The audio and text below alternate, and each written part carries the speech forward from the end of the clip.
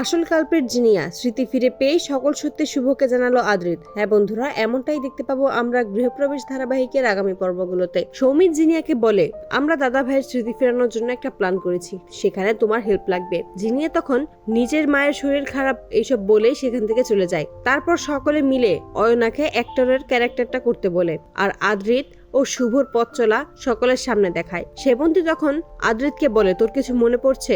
আদ্রিত তখন চিৎকার করে বলে, এসব বন্ধ করো, আমার মানসিক চাপ হচ্ছে।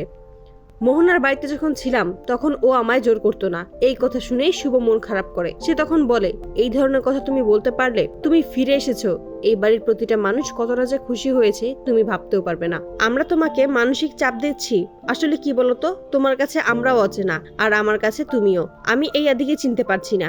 এবার থেকে তোমাকে আর আমরা কখনোই জোর করব না। এই বলে সেখান থেকে চলে যায়। তারপর সকলে আদ্রিতকে রেস্ট করতে বলে। পরের দিন শুভ অয়নাকে দিয়ে আদ্রিতের জন্য ব্ল্যাক কফি পাঠায়। এরপরে আদ্রিত অয়নাকে বলে, শুভলক্ষ্মী কোথায়? আমার তো একটা ওষুধ আছে। অয়না তখন বলে, বৌদি ভাই আমাকেই পাঠালো। এই বলে আদ্রিতকে ব্ল্যাক কফি আর ওষুধ দিয়ে সেখান থেকে চলে যায়। অন্যদিকে জিনিয়া সুমিতের কাছে এসে বলে, আদ্রিতের কি কিছু মনে পড়লো? মনে মনে ভাবে, কিছু মনে না পড়লেই ভালো। সুমিত তখন বলে, দাদা ভাই খুব কালকে রিয়েক্ট করেছিল, বিশেষ করে শুভর উপর।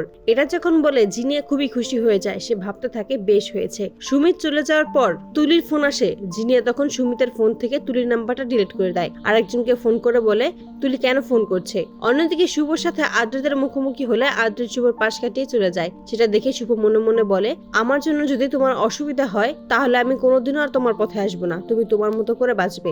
এ বলে চলে যায় শুভ। তখনই হঠাৎ করে আদ্রিতের আগের সকল কথাই মনে পড়ে যায়। ওই জিনিয়াই তার সাথে এরকমটা করেছে, ওই জিনিয়াই তাকে অ্যাক্সিডেন্ট করিয়েছে। তখনই আদ্রিত ছুটে যায় শুভলক্ষ্মীর কাছে, জড়িয়ে ধরে বলে, আমার সবকিছু মনে পড়ে গেছে শুভ। এটা শুনেই সকলে খুশি হয়ে যায়। জিনিয়াই যে ক্ষতি করতে চেয়েছে সেটা জানতে পারে শুভ। সেটাই আদ্রিত শুভকে জানায় এবং জিনিয়াকে উচিত শিক্ষা দেয়। তো বন্ধুরা, তোমরা এটাই তো চাও, এভাবেই যেন আদ্রিতের সকল কথা মনে পড়ে যায় আর অ্যাক্সিডেন্টের পেছনে দায়ী যে জিনিয়া সেটা যেন জেনে জিনিয়াকে উচিত শিক্ষা দেয় শুভ। কমেন্টে জানাও। আর নিয়মিত আপডেট পেতে আমাদের চ্যানেলটি এখনই সাবস্ক্রাইব করে পাশে থাকো। ধন্যবাদ।